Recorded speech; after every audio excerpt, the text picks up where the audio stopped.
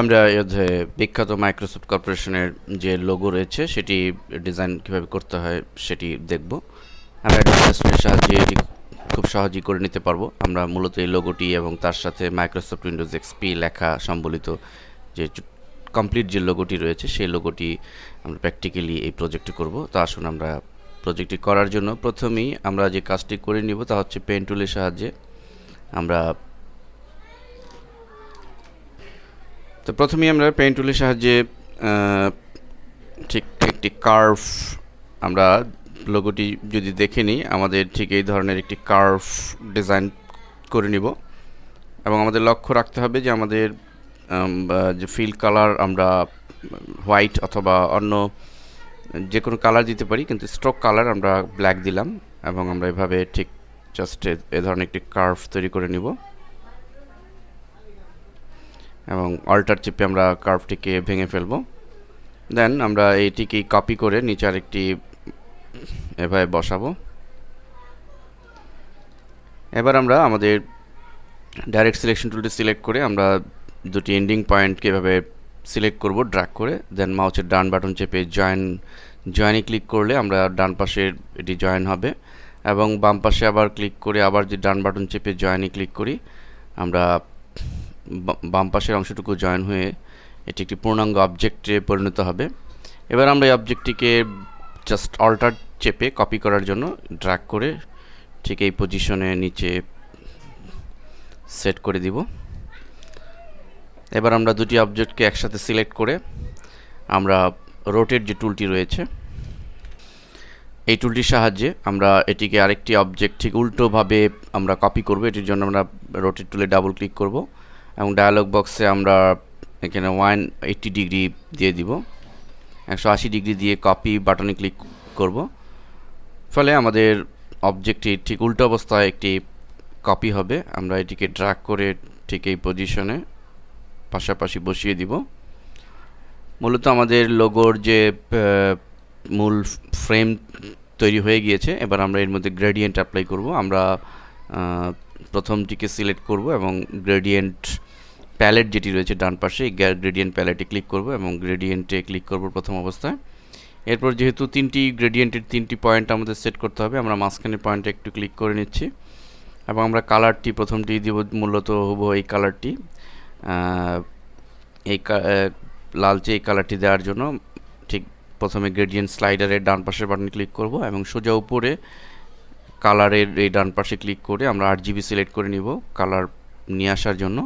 এরপর আমরা এখান থেকে সেম কালারটি দিয়ে দিব এখান থেকে আমরা দেখে নিয়ে,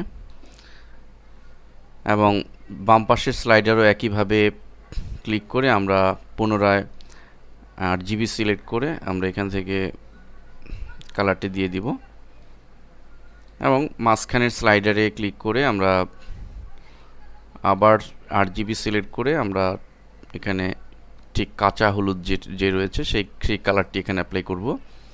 দেন আমাদের গ্রেডিয়েন্টটিকে ঠিক পারফেক্ট করার জন্য, অর্থাৎ আমরা লোগোতে উইন্ডোজের লোগোতে যে ধরনের যে স্টাইলের গ্রেডিয়েন্টটি হয়ে রয়েছে এটি একটু বাঁকার দেখা যাচ্ছে, এটিকে এরকম সোজা করার জন্য আমরা এখানে গ্রেডিয়েন্ট টুলের সাহায্য নিতে পারি। আমরা গ্রেডিয়েন্ট টুল সিলেক্ট করে ঠিক এভাবে অবজেক্টের বাম পাশ থেকে ডান পাশে ড্র্যাগ করলে আমাদের গ্রেডিয়েন্টটি ক্রমান্বয়ে ডান দিকে সরে আসবে ঠিক এভাবে।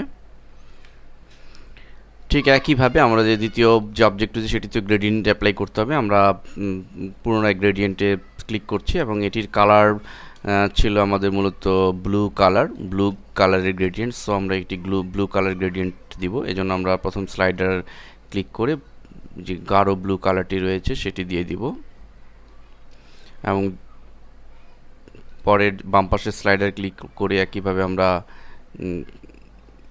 এটি অ্যাপ্লাই করলাম এবং মাঝখানে স্লাইডারে ক্লিক করে আমরা এখান থেকে মূলত এই কালারটি সিলেক্ট করে দিচ্ছি, একটু উজ্জ্বল কালার যেটি সেটি দিতে হবে। দেন আমরা পুনরায় গ্রেডিয়েন্ট টুলে ক্লিক করে আমরা গ্রেডিয়েন্টটিকে ঠিক অনুরূপ করার জন্য এভাবে একটি ক্লিক করে আমরা গ্রেডিয়েন্টটিকে করব।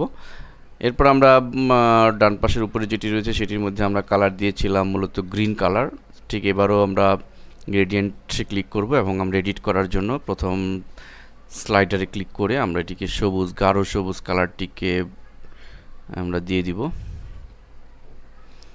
এবং একইভাবে বাম পাশের স্লাইডারে ক্লিক করে এটি আমরা গাঢ় সবুজ কালার দিয়ে দিব। দেন বাম পাশে মাঝখানের গ্রেডিয়েন্টটি এটি সাদাই থাকবে, বাট আমরা গ্রেডিয়েন্ট টুলের সাহায্যে এটি একটু মডিফাই করে দিব এভাবে।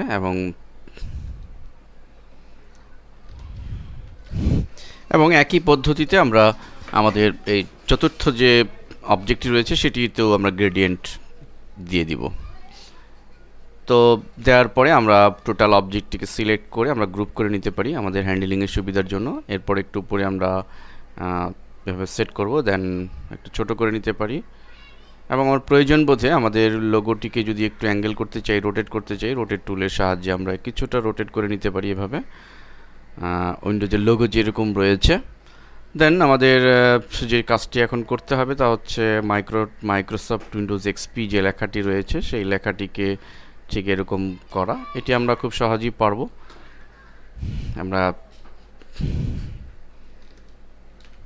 আমরা মূলত টাইপ টুলের সাহায্যে মাইক্রোসফট লেখাটি লিখলাম। এবার আমরা পুনরায় টাইপ টুলের সাহায্যে উইন্ডোজ লেখাটি লিখব এবং এই লেখাটি লেখার জন্য আমরা ফন্টটিকে সিলেক্ট করব এরিয়াল ব্ল্যাক। যেহেতু উইন্ডোজের এই লোগোটির উইন্ডোজ লেখাটির রয়েছে এরিয়াল ব্ল্যাক ফন্টে এবং এটা সাইজ আমরা তুলনামূলক বাড়িয়ে দিব, আমরা 48 দিচ্ছি। দেন এবং আমরা যথারীতি লিখব উইন্ডোজ।